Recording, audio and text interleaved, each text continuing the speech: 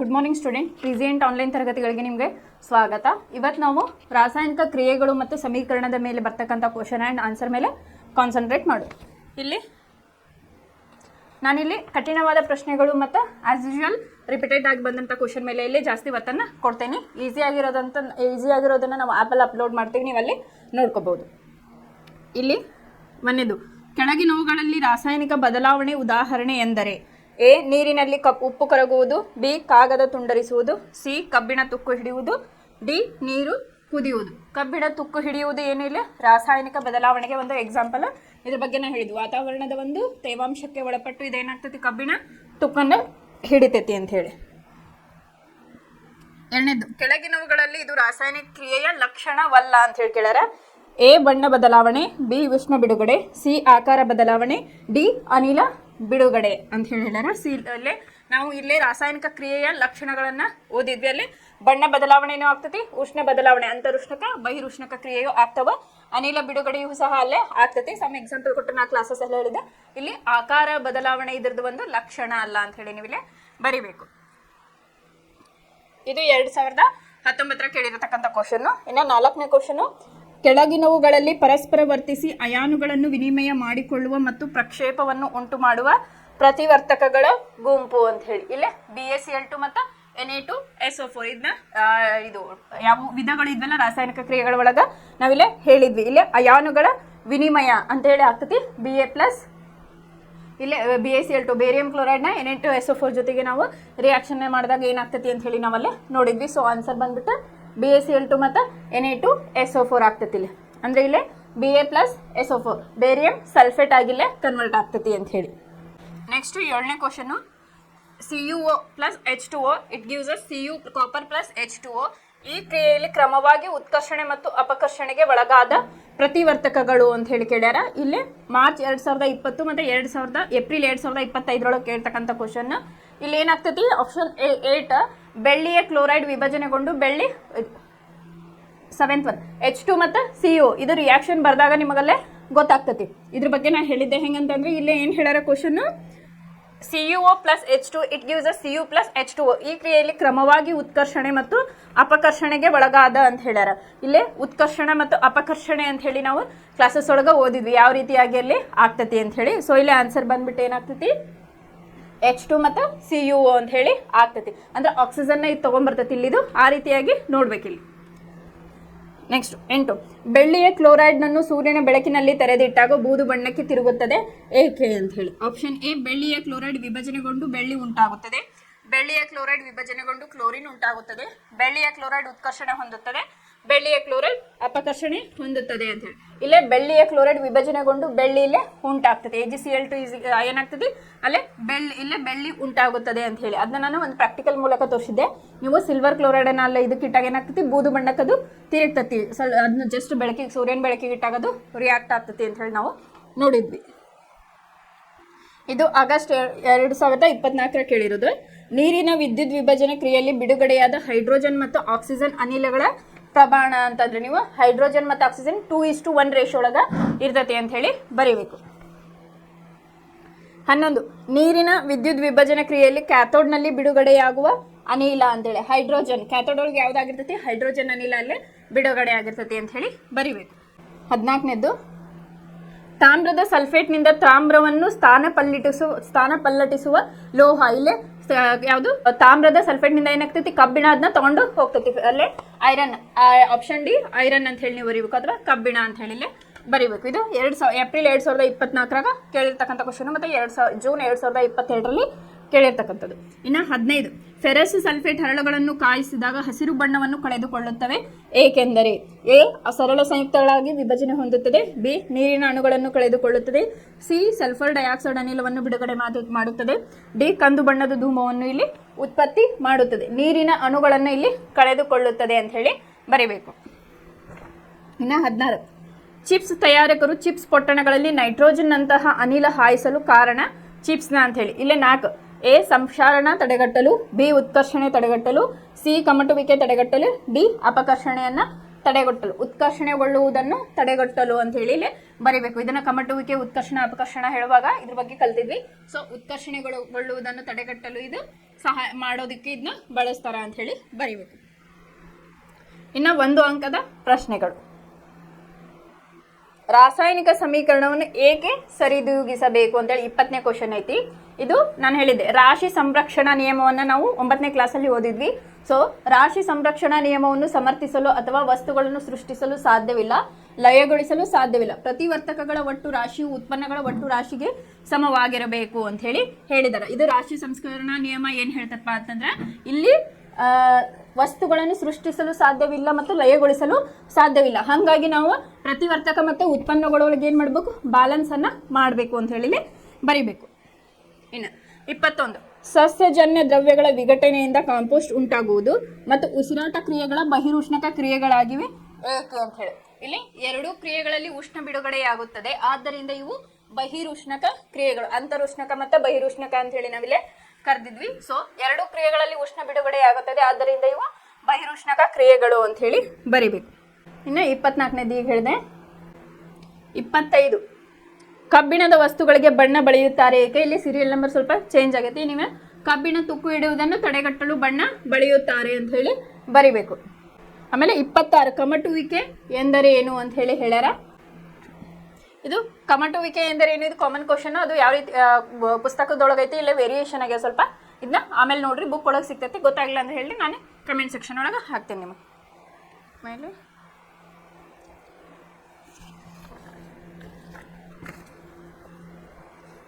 ಇನ್ನು 2 ಅಂಕದ ಪ್ರಶ್ನೆಗಳು.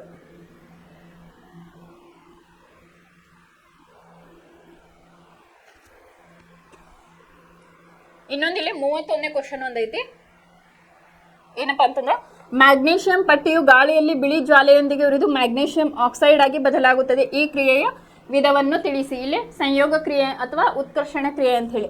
Mg+O2 ಅದನ್ನ MgO2 2Mg ಅದನ್ನ ಬ್ಯಾಲೆನ್ಸ್ ಮಾಡ್ಕೊಂಡು ನಾವು ಒಂದು ಇಕ್ವೇಷನ್ ಫಸ್ಟ್ ಕ್ಲಾಸ್ ಒಳಗೆ ಹೇಳಿದೆ. ಸೊ ಅದು ಸಂಯೋಗ ಕ್ರಿಯೆ ಅಂತ ಹೇಳಿ ನೀವು ಬರಬೇಕು. 1 ಅಥವಾ 2 ಪ್ರತಿವರ್ತಕಗಳು ಸೇರಿ ಏನಾಗ್ತದೆ, ಒಂದು ಉತ್ಪನ್ನವನ್ನು ಕೊಡೋದಕ್ಕೆ ನಾವೇನಂತೀವಿ, ಸಂಯೋಗ ಕ್ರಿಯೆ ಅಂತ ಹೇಳಿ ಕಲ್ತಿದ್ವಿ. ಸೊ ಇಲ್ಲೇನು ಸಂಯೋಗ ಕ್ರಿಯೆ ಅಥವಾ ಉತ್ಕರ್ಷಣ ಕ್ರಿಯೆ ಅಂತ ಹೇಳಿ ಬರಿಬೇಕು. ಇನ್ನು 32ನೇದು 2 ಅಂಕದ ಪ್ರಶ್ನೆಗಳು. ರಾಸಾಯನಿಕ ಕ್ರಿಯೆ ನಡೆದಿದೆ ಎಂದು ನಿರ್ಧರಿಸಲು ಸಹಾಯ ಮಾಡುವ ವೀಕ್ಷಣೆಗಳು ಯಾವುವು ಅಂತ ಹೇಳಿ. 1ನೇದು ಸ್ಥಿತಿ ಬದಲಾವಣೆ, 2ನೇದು ಬಣ್ಣ ಬದಲಾವಣೆ, 3ನೇದು ಅನಿಲ ಬದಲಾವಣೆ, ಇನ್ನು 4ನೇದು ತಾಪದಲ್ಲಿ ಬದಲಾವಣೆ ಅಂತ ಹೇಳಿ 4 ಪಾಯಿಂಟನ್ನು ಬರಿಬೇಕು. ನೆಕ್ಸ್ಟ್, ಸಂಯೋಗ ಕ್ರಿಯೆ ಎಂದರೇನು, ಒಂದು ಉದಾಹರಣೆ ಕೊಡಿ ಅಂತ ಹೇಳಿ. 2 ಅಥವಾ ಹೆಚ್ಚು ಪ್ರತಿವರ್ತಕಗಳು ಸೇರಿ ವರ್ತಿಸಿ ಒಂದು ಉತ್ಪನ್ನವನ್ನು ಕೊಡುವ ರಾಸಾಯನಿಕ ಕ್ರಿಯೆ. ಈಗ ತಾನೇ ಹೇಳಿದೆ, ಇಲ್ಲೇ 2Mg+O2 2MgO. ಇಲ್ಲಿ ಎಷ್ಟವು, 2 ಪ್ರತಿವರ್ತಕಗಳು ಅದಾವು. ಇಲ್ಲೇ ಉತ್ಪನ್ನ ಎಷ್ಟು ಬಂದೈತೆ ನಮ್ದು, ಒಂದೇ ಒಂದು ಉತ್ಪನ್ನ ಬರ್ತೈತಿ. 2 ಅಥವಾ ಅದಕ್ಕಿಂತ ಹೆಚ್ಚು ಪ್ರತಿವರ್ತಕಗಳು ಸೇರಿ ಒಂದೇ ಒಂದು ನಮಗೆ ಇಲ್ಲಿ ಉತ್ಪನ್ನವನ್ನು ಕೊಡೋದಕ್ಕೆ ನಾವು ಸಂಯೋಗ ಕ್ರಿಯೆ ಅಂತ ಹೇಳಿ ಕರಿತೇವೆ. ನೆಕ್ಸ್ಟ್, ವಿಭಜನೆ ಕ್ರಿಯೆ ಎಂದರೇನು, ಉದಾಹರಣೆ ಕೊಡಿ ಅಂತ ಹೇಳಿ. ಇಲ್ಲೇ ಅದರ ಎಕ್ಸಾಕ್ಟ್ ಅಪೋಸಿಟ್ ಏನಪ್ಪಾ ಅಂದ್ರೆ, ಒಂದು ಪ್ರತಿವರ್ತಕ ವಿಭಜನೆಗೊಂಡು 2 ಅಥವಾ ಹೆಚ್ಚು ಉತ್ಪನ್ನಗಳನ್ನು ಕೊಡುವ ಒಂದು ರಾಸಾಯನಿಕ ಕ್ರಿಯೆ. ಇಲ್ಲಿ ನೀವು ಏನು ಅರ್ಥ ಮಾಡ್ಕೋಬೇಕು, ಅಲ್ಲೇ ಸೆಂಟೆನ್ಸ್ನ ನೋಡ್ಬೇಕು. ಸಂಯೋಗ ಅಂದ್ರೇನು, ಕೂಡುವುದು. ವಿಭಜನೆ ಅಂದ್ರೇನು, ಒಡೆಯುವುದು. ಸೊ ಇಲ್ಲಿ ಒಂದು ಪ್ರತಿವರ್ತಕ ಇರ್ತೈತಿ, ಉತ್ಪನ್ನಗಳು 2 ಅಥವಾ 2ಕ್ಕಿಂತ ಹೆಚ್ಚು ಆಗ್ತಾವು ಅಂತ ಹೇಳಿ ಬರಿಬೇಕು.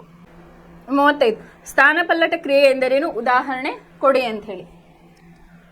ಹೆಚ್ಚು ಕ್ರಿಯಾಶೀಲ ಧಾತು ಕಡಿಮೆ ಕ್ರಿಯಾಶೀಲ ಧಾತುವನ್ನು ಅದರ ಸಂಯುಕ್ತದಿಂದ ಸ್ಥಾನ ಪಲ್ಲಟಿಸುವ ಒಂದು ಕ್ರಿಯೆ ಅಂತೇಳಿ. ಇಲ್ಲೇ for example copper sulphate plus Fe, ಇದು ಏನಾಗ್ತದಪ್ಪ ಅಂತಂದ್ರೆ FeSO4 ಕಾಪರ್ನ ಇಲ್ಲಿ ಸ್ಥಾನ ಪಲ್ಲಟನೆಗೊಳ್ಳುತ್ತಿಲ್ಲ. ಸೊ ಇದಕ್ಕೆ ಏನಂತಾರ, ಸ್ಥಾನ ಪಲ್ಲಟನೆ ಕ್ರಿಯೆ ಅಂತ ಹೇಳಿ ಕರೀತಾರ. ಇದ್ರ ಬಗ್ಗೆ ಒಂದು ಪ್ರಾಕ್ಟಿಕಲ್ ಕ್ಲಾಸಸ್ ಅನ್ನ ನೋಡಿದ್ವಿ, ಯಾವ ರೀತಿಯಾಗಿದೆ ಕಾಪರ್ ಸ್ಥಾನ ಪಲ್ಲಟನೆಗೊಳ್ತೈತಿ ಅಂತ ಹೇಳಿ ಕ್ಲಾಸಸ್ ಒಳಗೈತಿ, ನೀವಲ್ಲೇ ಹೋಗಿ ನೋಡ್ಬೋದು. ಆಮೇಲೆ 38, ದ್ವಿಸ್ಥಾನ ಪಲ್ಲಟ ಕ್ರಿಯೆ ಎಂದರೇನು, ಉದಾಹರಣೆ ಕೊಡಿ ಅಂತ ಹೇಳಿ. ಇಲ್ಲಿ ಪ್ರತಿವರ್ತಕಗಳು ತಮ್ಮ ಅಯಾನುಗಳನ್ನು ಪರಸ್ಪರ ವಿನಿಮಯ ಮಾಡಿಕೊಳ್ಳುವುದರಿಂದ ಉಂಟಾಗುವ ಒಂದು ರಾಸಾಯನಿಕ ಕ್ರಿಯೆ ಅಂತ ಹೇಳಿ. ಇದು ಆಬ್ಜೆಕ್ಟಿವ್ ಟೈಪ್ ಒಳಗೂ ಕೇಳಿದ್ರು ಕ್ವಶನ್. ಸೊ ಇಲ್ಲಿ Na2SO4 ಪ್ಲಸ್ BaCl2 ಆದಾಗ ಇಲ್ಲಿ ಏನಾಗ್ತೈತಿ, BaSO4 2NaCl ಆಗಿಲ್ಲೇ ಕನ್ವರ್ಟ್ ಆಗ್ತೈತಿ. ಇಲ್ಲೇನಾಯ್ತು, ಅಯಾನುಗಳ ವಿನಿಮಯ ಆಯಿತು. ಇಲ್ಲೇ Ba+SO4- Na+Cl-. ಈ ರೀತಿಯಾಗಿ ಅಯಾನುಗಳ ವಿನಿಮಯ ಆಗುವುದನ್ನು ನಾವೇನಂತೀವಿ, ಇಲ್ಲಿ ದ್ವಿಸ್ಥಾನ ಪಲ್ಲಟ ಕ್ರಿಯೆ ಅಂತ ಹೇಳಿ ನಾವಿಲ್ಲಿ ಕರಿತೇವೆ. ಇನ್ನು ಏಪ್ರಿಲ್ 2019 40ನೇ ಕ್ವಶನ್. ಸೀಸದ ನೈಟ್ರೇಟ್ ಕಾಯಿಸಿದಾಗ ಬಿಡುಗಡೆಯಾಗುವ ಕಂದು ಬಣ್ಣದ ಧೂಮವನ್ನು ಹೆಸರಿಸಿ. ಈ ಕ್ರಿಯೆಗೆ ಸರಿದೂಗಿಸಿದ ರಾಸಾಯನಿಕ ಸಮೀಕರಣವನ್ನ ಬರೆಯಿರುತ್ತೆ. 2B NO3 ಟ್ವೈಸ್ ಇದನ್ನ ಟೆಂಪರೇಚರ್ ಅಥವಾ ಕಾಯಿಸಿದಾಗ 2PbO + 4NO2 + ಆಕ್ಸಿಜನ್ ಇಲ್ಲೇ ಬರ್ತೈತಿ ಅಂತ ಹೇಳಿ ಬರಿಬೇಕು. ಇದು ಏಪ್ರಿಲ್ 2019 ಕೇಳಿರ್ತಕ್ಕಂಥ ಕ್ವಶನ್. 42ನೇ ಕ್ವಶನ್ ಜೂನ್ 2022 ಮಾರ್ಚ್ 2023 ಒಳಗೆ ಕೇಳಾರಿದ್ನ. ಕ್ಯಾಲ್ಸಿಯಂ ಕಾರ್ಬೋನೇಟ್ ಕಾಯಿಸಿದಾಗ ಕ್ಯಾಲ್ಸಿಯಂ ಆಕ್ಸೈಡ್ ಮತ್ತು ಕಾರ್ಬನ್ ಡೈಆಕ್ಸೈಡ್ ಉತ್ಪತ್ತಿಯಾಗುತ್ತದೆ. ಈ ಕ್ರಿಯೆಗೆ ಸರಿದೂಗಿಸಿದ ರಾಸಾಯನಿಕ ಸಮೀಕರಣವನ್ನು ಬರೆಯಿರಿ ಮತ್ತು ರಾಸಾಯನಿಕ ಕ್ರಿಯೆಯ ವಿಧವನ್ನ ತಿಳಿಸಿ ಅಂತ ಹೇಳಿ. ಇಲ್ಲಿ calcium carbonate it gives calcium oxide plus ಇಲ್ಲ ಕಾರ್ಬನ್ ಡೈಆಕ್ಸೈಡ್. ಇದು ಉಷ್ಣ ವಿಭಜನ ಕ್ರಿಯೆ ಆರ್ ವಿಭಜನ ಕ್ರಿಯೆ ಅಥವಾ ಅಂತರುಷ್ಣಕ ಕ್ರಿಯೆ ಅಂತ ಹೇಳಿ. ವಿಭಜನ ಕ್ರಿಯೆ ಅಂತಂದ್ರೆ ಇಲ್ಲೇನಾಗೈತಿ ಪ್ರತಿವರ್ತಕ ಒಂದೈತಿ, ಇಲ್ಲಿ ಉತ್ಪನ್ನಗಳು ಎರಡದು. ಇನ್ನು ಅಂತರುಷ್ಣಕ ಉಷ್ಣ ವಿಭಜನ ಕ್ರಿಯೆ ಬಗ್ಗೆ ಇಲ್ಲಿ ಟೆಂಪರೇಚರ್ ಇತ್ತ ಉಷ್ಣ ಬಿಡುಗಡೆ ಆಗುತ್ತೆ ಅಂದ್ರೆ ಉಷ್ಣ ವಿಭಜನ ಕ್ರಿಯೆ ಅಂತ ಹೇಳ್ತಾರೆ. ಅಂತರುಷ್ಣಕ ಅಂತಂದ್ರೆ ಅಂತರುಷ್ಣಕ ಬಹಿರುಷ್ಣಕ ಬಗ್ಗೆ ನಿಮ್ಗೆ ಈಗಾಗಲೇ ಗೊತ್ತಿರೋದು ಐತಿ. 44ನೇದು ಸೋಡಿಯಂ ಸಲ್ಫೇಟ್ ದ್ರಾವಣ ಮತ್ತು ಬೇರಿಯಂ ಕ್ಲೋರೈಡ್ ದ್ರಾವಣಗಳ ನಡುವೆ ಜರುಗುವ ರಾಸಾಯನಿಕ ಕ್ರಿಯೆಯನ್ನು ದ್ವಿಸ್ಥಾನಪಲ್ಲಟ ಕ್ರಿಯೆ ಎನ್ನುವರು ಏಕೆ? ಈ ಕ್ರಿಯೆಗೆ ಸರಿದೂಗಿಸಿದ ರಾಸಾಯನಿಕ ಸಮೀಕರಣ ಬರೆಯಿರಿ ಅಂತ ಹೇಳ್ಯಾರ. ಇದು 2022 ಇದ್ರ ಬಗ್ಗೆ ನಾವು ಡಿಸ್ಕಷನ್ ಮಾಡಿದ್ವಿ. ಇಲ್ಲಿ ಸೋಡಿಯಂ ಸಲ್ಫೇಟ್ ಮತ್ತು barium chloride it gives barium sulphate ಮತ್ತು 2NaCl ಇಲ್ಲೇ ಆಗ್ತತಿ.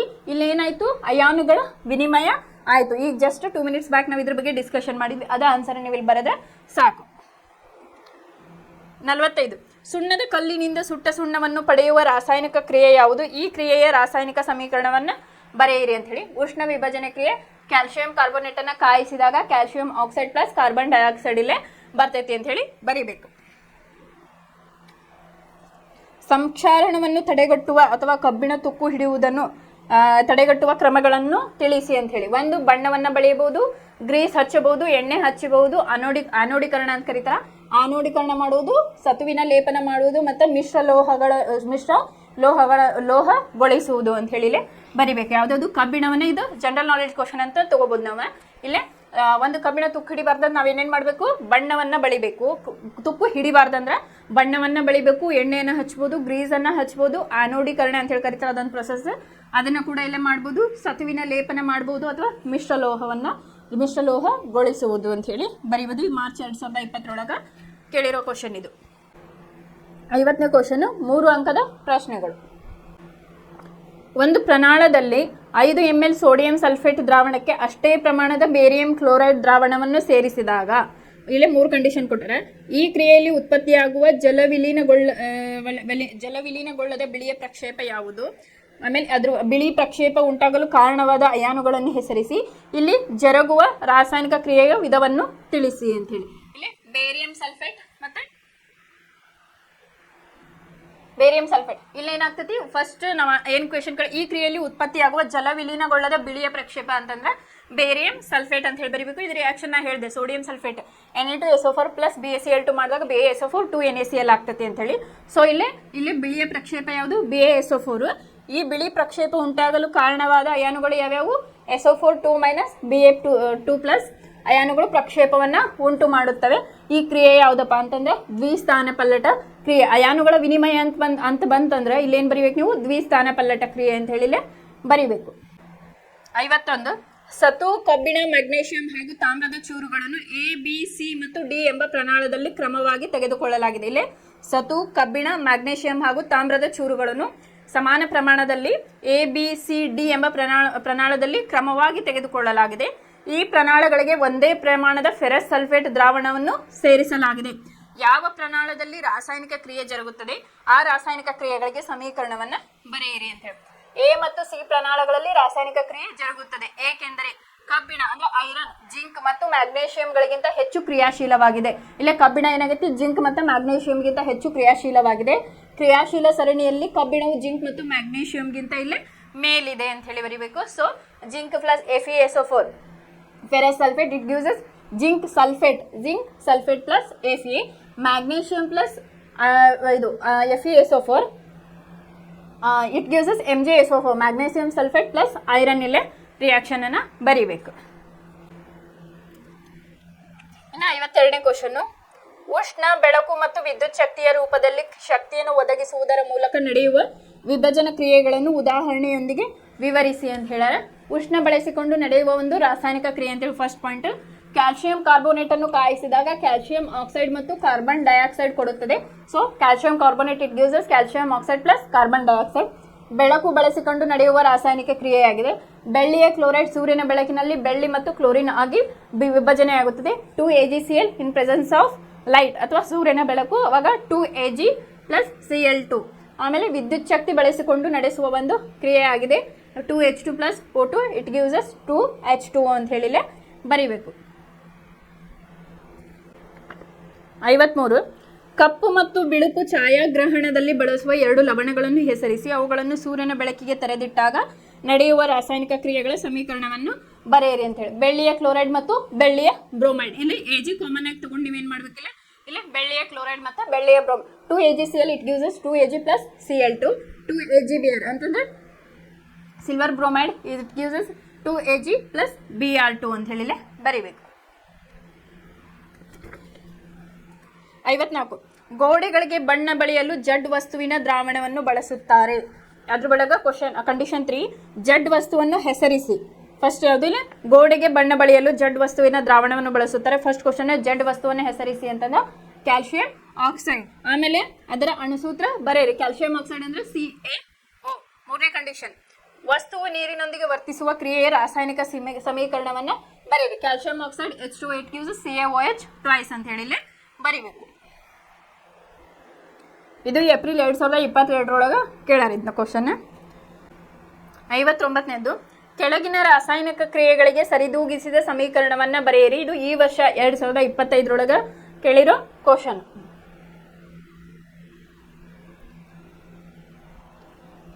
ಇದು 3 ಕಂಡೀಷನ್. ಸುಟ್ಟ ಸುಣ್ಣವು ನೀರಿನೊಂದಿಗೆ ವರ್ತಿಸಿದೆ. ಫಸ್ಟ್ನೇದು, ಸುಟ್ಟ ಸುಣ್ಣ ನೀರಿನೊಂದಿಗೆ ವರ್ತಿಸಿದಾಗ CaO plus H2O CaOH twice. ತಾಮ್ರದ ಸಲ್ಫೇಟ್ ದ್ರಾವಣಕ್ಕೆ ಸತುವಿನ ಚೂರುಗಳನ್ನು ಸೇರಿಸಿದೆ. ತಾಮ್ರದ ಸಲ್ಫೇಟ್ ಅಂದ್ರೆ copper sulphate. CaSO4 plus zinc it gives us zinc SO4 plus copper. ಇಲ್ಲ ಸ್ಥಾನ ಪಲ್ಲಟನೆ ಆಯ್ತು. Next NaCl. ಮೂರನೇದು, ಸೋಡಿಯಂ ಕ್ಲೋರೈಡ್ ದ್ರಾವಣವನ್ನು ಬೆಳ್ಳಿಯ ನೈಟ್ರೇಟ್ ದ್ರಾವಣಕ್ಕೆ ಸೇರಿಸಿದೆ. Sodium chloride plus AgNO3 it gives us NaNO3 plus AgCl ಅಂತ ಹೇಳಿಲೆ ಬರೀಬೇಕು. ಇಲ್ಲೇ 60ನೇ ಕ್ವಶನ್. ಈ ಕೆಳಗಿನ ಹೇಳಿಕೆಗಳನ್ನು ರಾಸಾಯನಿಕ ಸಮೀಕರಣದ ರೂಪಕ್ಕೆ ಪರಿವರ್ತಿಸಿ ನಂತರ ಅವುಗಳನ್ನು ಸರಿದೂಗಿಸಿ ಅಂತ ಹೇಳಿ ಐತಿ. ಒಂದೇದು 3 ಕಂಡೀಷನ್ ಅದಾವು. ಒಂದೇದು, ಹೈಡ್ರೋಜನ್ ಸಲ್ಫೈಡ್ ಅನಿಲವು ಗಾಳಿಯಲ್ಲಿ ಉರಿದು ನೀರು ಮತ್ತು ಸಲ್ಫರ್ ಡೈಆಕ್ಸೈಡ್ ಕೊಡುತ್ತದೆ ಅಂತ ಹೇಳಿ. ಇಲ್ಲ hydrogen sulphate H2S plus oxygen SO2 plus 2H2O ಅಂತ ಬರಿಬೇಕು. Second question, barium chloride aluminium ಸಲ್ಫೇಟ್ನೊಂದಿಗೆ ವರ್ತಿಸಿ ಅಲ್ಯೂಮಿನಿಯಂ ಕ್ಲೋರೈಡ್ ಮತ್ತು ಬೇರಿಯಂ ಸಲ್ಫೇಟ್ನ ಪ್ರಕ್ಷೇಪೆ ಉಂಟು ಮಾಡುತ್ತೆ. 3BaCl2. ಇಲ್ಲೇ ಆಮೇಲೆ ಇದೇನು ಹೇಳ್ಯಾರ, ಅಲ್ಯೂಮಿನಿಯಂ ಸಲ್ಫೇಟ್ನೊಂದಿಗೆ ವರ್ತಿಸಿದಾಗ ಬೇರಿಯಂ ಸಲ್ಫೇಟ್ ಮತ್ತು ಇಲ್ಲೇನಾಗ್ತೈತಿ ಅಲ್ಯೂಮಿನಿಯಂ ಕ್ಲೋರೈಡ್ ಆಗಿಲ್ಲೇ ಪ್ರಕ್ಷೇಪ ಉಂಟಾಗ್ತೈತಿ ಅಂತ ಹೇಳಿ ಬರೀಬೇಕು. ಇನ್ನು ಮೂರನೇದು, ಪೊಟ್ಯಾಷಿಯಂ ಲೋಹವು ನೀರಿನೊಂದಿಗೆ ವರ್ತಿಸಿ. ಪೊಟ್ಯಾಷಿಯಂ ಅಂತಂದ್ರೆ K2 ಪೊಟ್ಯಾಷಿಯಂ ಲೋಹವು ನೀರಿನೊಂದಿಗೆ H2O ಒಂದಿಗೆ ವರ್ತಿಸಿ ಇಲ್ಲೇ ಪೊಟ್ಯಾಷಿಯಂ ಹೈಡ್ರಾಕ್ಸೈಡ್ ಪ್ಲಸ್ ಹೈಡ್ರೋಜನ್ ಇಲ್ಲೇ ಅನಿಲ ಬರ್ತೈತಿ ಅಂತ ಹೇಳಿಲ್ಲ ಬರೀಬೇಕು. ಇವ್ರನ್ನೇನು ಮಾಡ್ಯಾರ ಅವರು ನಮ್ಮ ವರ್ಡ್ಸ್ಗಳ ಮೂಲಕ ಬರ್ದಾರ. ನೀವೇನಿಲ್ಲಿ ಮಾಡಬೇಕು, ಇಲ್ಲಿ ಫಾರ್ಮುಲಾ ಸಮೀಕರಣದ ಮೂಲಕ ಬರೋದು ನೀವಲ್ಲೇ ಸರಿದೂಗಿಸ್ಬೇಕು. ಸರಿದೂಗಿಸೋದಂತಂದ್ರೇನು, ಇಲ್ಲಿ ಪ್ರತಿವರ್ತಕಗಳ ಸಂಖ್ಯೆ. ಈಗ ಫಾರ್ ಎಕ್ಸಾಂಪಲ್ ಇಲ್ಲಿ Ba ಎಷ್ಟೈತಿ, 3 ಐತಿ. SO4 ಎಷ್ಟದಾವು, 4 ಅದಾವ. ಸೊ 3BaSO4 ಅಂತ ಹೇಳಿ ಈ ರೀತಿಯಾಗಿ ಮಾಡ್ಬೇಕು. ಇಲ್ಲಿ ಹೈಡ್ರೋಜನ್ ನೋಡಿ ಎಷ್ಟದಾವ, 4 ಅದಾವ. ಸೊ ಇಲ್ಲಿ 2H2. ಆಕ್ಸಿಜನ್ ಎಷ್ಟದಾವು, ಇಲ್ಲಿ 2 ಅದಾವ, 2O. ಈ ರೀತಿಯಾಗಿ ನೀವು ಬ್ಯಾಲೆನ್ಸ್ ಅನ್ನ ಮಾಡ್ತಾ ಬಂದಾಗ ಇವ್ ರಿಯಾಕ್ಷನ್ಸ್ ನಿಮ್ಗೆ ಈಸಿ ಆಗ್ತಾ ಹೋಗ್ತಾವ. 61, ಈ ಕೆಳಗಿನ ರಾಸಾಯನಿಕ ಕ್ರಿಯೆಗಳಿಗೆ ಸರಿದೂಗಿಸಿದ ಸಮೀಕರಣ ಬರೆಯಿರಿ. Model question paper 2025. 61, CH4 plus 2O2 2H2O plus ಇಲ್ಲೇ ನೈಸರ್ಗಿಕ 3 ಕಂಡೀಷನ್. ನೈಸರ್ಗಿಕ ಅನಿಲದ ದಹನ ಕ್ರಿಯೆ ಅಂತ ಹೇಳ್ಕೊಟ್ಟಾರ. ಸೊ ಇಲ್ಲೇ CH4 ಪ್ಲಸ್ 2O2 2H2CO2. ಆಮೇಲೆ potassium plus water 2KOH plus H2. Copper sulphate plus iron FeSO4 plus copper ಅಂತೇಳಿ ಈ ರೀತಿಯಾಗಿ 3 ರಿಯಾಕ್ಷನ್ ಅನ್ನ 3 ಕಂಡೀಷನ್ ಕೊಟ್ಟಾರ ಅವರು. ಅದನ್ನ ನೀವೇನ್ ಮಾಡಬೇಕು, ಸಮೀಕರಣದ ಮೂಲಕ ಎಲ್ಲ ಬರಿಬೇಕು. ಇನ್ನ 4 ಅಂಕದ ಪ್ರಶ್ನೆಗಳು ಇವೆಲ್ಲ ಡೈರೆಕ್ಟ್ ಕ್ವಶನ್ ಅದಾವು. ನೀವು ಬುಕ್ ಒಳಗೆ ನೋಡಿದ್ರು ಗೊತ್ತಾಗ್ತೈತಿ. ಇಲ್ಲಿ ಜಸ್ಟ್ ರಿಯಾಕ್ಷನ್ಸ್ ಅನ್ನ ನೋಡ್ರಿ ಯಾವ್ದಂತೇಳಿ. ಸೀಸದ ನೈಟ್ರೇಟ್ ದ್ರಾವಣಕ್ಕೆ ಪೊಟ್ಯಾಷಿಯಂ ಅಯೋಡೈಡ್ ದ್ರಾವಣವನ್ನು ಮಿಶ್ರಣ ಮಾಡಿದಾಗ ಉಂಟಾಗುವ ರಾಸಾಯನಿಕ ಕ್ರಿಯೆಗೆ ಸಂಬಂಧಿಸಿದ ಕೊಟ್ಟಿರುವ ಕೆಳಗಿನ ಪ್ರಶ್ನೆಗಳಿಗೆ ಉತ್ತರಿಸಿ. ಒಂದೇದು, ಈ ಕ್ರಿಯೆಯು ಸರಿದೂಗಿಸಿದ ಸಮೀಕರಣವನ್ನ ಬರೆಯಿರಿ ಅಂತ ಹೇಳಿದ್ರೆ PbNO3 2 KI it gives PbI2 2KNO3. ಇನ್ನ ಎರಡನೇ ಕಂಡೀಷನ್ ಪ್ರಕ್ಷೇಪದ ಬಣ್ಣ ತಿಳಿಸಿ. ಯಾವುದು? ಹಳದಿ ಬಣ್ಣ ಅಂತ ಹೇಳಿ ಬರೀಬೇಕು. ಆಮೇಲೆ ಇದು ಯಾವ ಕ್ರಿಯೆಯಾಗಿದೆ? ಇದು ಯಾವ ವಿಧದ ರಾಸಾಯನಿಕ ಕ್ರಿಯೆ ಅಂದ್ರೆ ಸ್ಥಾನಪಲ್ಲಟ ಕ್ರಿಯೆ ಅಂತ ಹೇಳಿ, ದ್ವಿಸ್ಥಾನ ಪಲ್ಲಟ ಕ್ರಿಯೆ ಅಂತ ಹೇಳಿ ಇಲ್ಲಿ ಬರಿಬೇಕು. ಇನ್ನು 64ನೇದು, ಕೆಳಗಿನ ರಾಸಾಯನಿಕ ಕ್ರಿಯೆಗಳಿಗೆ ಸರಿದೂಗಿಸಿದ ರಾಸಾಯನಿಕ ಸಮೀಕರಣಗಳನ್ನು ಬರೆಯಿರಿ. ಪ್ರತಿಯೊಂದು ರಾಸಾಯನಿಕ ಕ್ರಿಯೆಯ ವಿಧವನ್ನು ಗುರುತಿಸಿ ಅಂತ ಹೇಳಿ ಇಲ್ಲಿ 4 ನಿಮ್ಗೆ ಪಾಯಿಂಟ್ಸ್ ಅನ್ನ ಹೇಳಿದ್ದಾರೆ. First one, hydrogen plus oxygen it gives us ನೀರು. ಇಲ್ಲ hydrogen plus oxygen it gives us 2H2O. ಇಲ್ಲೇ ರಾಸಾಯನಿಕ ಸಮೀಕರಣಗಳನ್ನು ನೋಡ್ರಿ, 4 ಹೈಡ್ರೋಜನ್ ಅದಾವು, ಸೊ 2H2. ಆಕ್ಸಿಜನ್ ಎಷ್ಟದಾವು? 2 ಅದಾವು, 2O. ಈ ರೀತಿಯಾಗಿ ಸರಿದೂಗಿಸ್ಬೇಕು. ಸೆಕೆಂಡ್ ಒನ್, ಸತುವಿನ ಸಲ್ಫೇಟ್ ಪ್ಲಸ್ ತಾಮ್ರ ಇಟ್ ಗಿವ್ಸ್ ಅಸ್ ತಾಮ್ರದ ಸಲ್ಫೇಟ್ ಪ್ಲಸ್ ಸತು. Zinc sulphate plus copper, copper sulphate plus zinc, zinc ಈ ಕಡೆ ಸ್ಥಾನಪಲ್ಲಟನೆಗೊಳ್ಳುತ್ತು. ಇನ್ನು 3ನೇದು, ಸತುವಿನ ಕಾರ್ಬೋನೇಟ್ ಇಟ್ ಗಿವ್ಸ್ ಅಸ್ ಸತುವಿನ oxide plus carbon dioxide. ZnCO3 it gives us ZnO plus CO2. ಇದು ಯಾವ್ದಾಗ್ತೈತಿ? ವಿಭಜನೆ ಕ್ರಿಯೆ. ಒಂದೇ ಪ್ರತಿವರ್ತಕ ಐತಿ, ಇಲ್ಲೇನಾಗೈತಿ? ವಿವಿಧ ರೀತಿ ಅಥವಾ ಎರಡು ಅಥವಾ ಎರಡಕ್ಕಿಂತ ಹೆಚ್ಚು ಇಲ್ಲಿ ಉತ್ಪನ್ನಗಳು ಬಂದ್ರೆ ಅದನ್ನ ನಾವು ವಿಭಜನೆ ಕ್ರಿಯೆ ಅಂತ ಹೇಳಿ ಕರಿಬಹುದು. ಇನ್ನು 4ನೇದು, ಸೋಡಿಯಂ ಕ್ಲೋರೈಡ್ ಪ್ಲಸ್ ಬೆಳ್ಳಿಯ ನೈಟ್ರೈಟ್ ಇಟ್ ಗಿವ್ಸ್ ಅಸ್ ಬೆಳ್ಳಿಯ chloride plus sodium nitrite. NaCl plus AgNO3 NaNO3 plus AgCl ಅಂತ ಹೇಳಿ ಬರೀಬೇಕು. ಇನ್ನು ಲಾಸ್ಟ್ ಕ್ವಶನ್, ಕಾರಣ ಕೊಡಿ ಅಂತೈತಿ. ತಾಮ್ರದಿಂದ ಮಾಡಿದ ವಸ್ತುಗಳು ಗಾಳಿಗೆ ತೆರೆದಿಟ್ಟಾಗ ತಮ್ಮ ಹೊಳಪನ್ನು ಕಳೆದುಕೊಳ್ಳುತ್ತವೆ, ಏಕೆ ಅಂತ ಹೇಳಿ. CaCO3 CaO ಪ್ಲಸ್ CO2 ಬರೀಬೇಕು.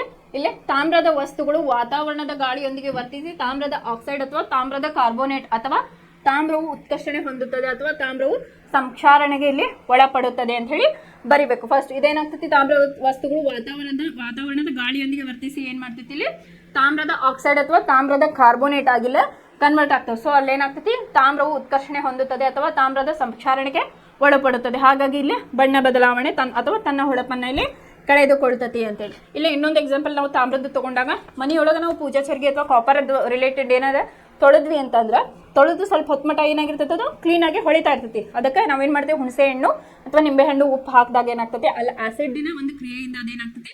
ಕ್ಲೀನ್ ಆಗ್ತದೆ. ಆಮೇಲೆ ಏನಾಗ್ತದೆ? ಸ್ವಲ್ಪ ಹೊತ್ತು ನೀವು ನೀರು ಎಲ್ಲೆಲ್ಲಿ ಇದು ಮಾಡಿರ್ತಿಲ್ಲ ಅಲ್ಲೇ ಮತ್ತೆ ಒಂದು ಹಸಿರು ಕಲರ್ ಒಂಥರ ಪ್ಯಾಚಸ್ ಟೈಪ್ ಆಗ್ತಾ ಹೋಗ್ತೈತೆ ಅಥವಾ ಕಲಿ ಆಗಿ ಆಗ್ತೈತಿ. ಯಾಕಂತಂದ್ರೆ ವಾತಾವರಣದ ಗಾಳಿಯೊಂದಿಗೆ ಅದು ವರ್ತನೆಯನ್ನ ಮಾಡಿ ಇಲ್ಲಿ ಏನಾಗ್ತೈತಿ? ತಾಮ್ರದ ಆಕ್ಸೈಡ್ ಅಥವಾ ತಾಮ್ರದ ಕಾರ್ಬೋನೇಟ್ ಆಗಿಲ್ಲೇ ಕನ್ವರ್ಟ್ ಆಗಿ ಹೊಂದತಿ ಅಂತ ಹೇಳಿ ಬರಿಬೇಕು. ಇನ್ನು 2ನೇ ಕಂಡೀಷನ್, ತಾಮ್ರದ ಸಲ್ಫೇಟ್ ದ್ರಾವಣದಲ್ಲಿ ಇರಿಸಿದ ಕಬ್ಬಿಣದ ಮೊಳೆಯು ನಿಧಾನವಾಗಿ ಕಂದು ಬಣ್ಣಕ್ಕೆ ತಿರುಗುತ್ತದೆ, ಕಾರಣ ಕೊಡಿ ಅಂತ ಹೇಳಿ. ಸ್ಥಾನ ಪಲ್ಲಟ ಕ್ರಿಯೆ ನಡೆದಿದೆ ಅಥವಾ ಕಬ್ಬಿಣವು ತಾಮ್ರದ ಸಲ್ಫೇಟ್ನಿಂದ ತಾಮ್ರವನ್ನು ಸ್ಥಾನ ಪಲ್ಲಟನೆಗೊಳಿಸಿದೆ ಅಂತ ಹೇಳಿ ಬರಿಬೇಕು. ಇದಿಷ್ಟು ಯಾವುದು? ರಾಸಾಯನಿಕ ಕ್ರಿಯೆಗಳು ಮತ್ತು ಸಮೀಕರಣದ ಮೇಲೆ ಕ್ವಶನ್ ಆ್ಯಂಡ್ ಆನ್ಸರ್ಸ್.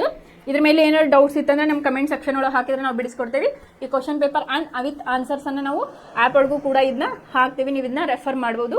ಏನಾದರೂ ಗೊತ್ತಾಗಲಿಲ್ಲ ಅಂದ್ರೆ ಕಮೆಂಟ್ ಸೆಕ್ಷನ್ ಒಳಗೆ ಹಾಕಿದ್ರೆ ನಾನು ಅದನ್ನ ನೆಕ್ಸ್ಟ್ ಕ್ಲಾಸಸ್ ಒಳಗೆ ನಿಮಗೆ ಬಿಡಿಸ್ಕೊಡ್ತೇನೆ. ರಿಯಾಕ್ಷನ್ ಆಗಿರ್ಬೋದು ಅಥವಾ ನಿಮ್ಮದು ಥೇರಿ ಪಾರ್ಟ್ ಆಗಿರ್ಬೋದು, ನಾನು ನಿಮಗೆ ತಿಳಿಸ್ಕೊಡ್ತೇನೆ. ಧನ್ಯವಾದಗಳು.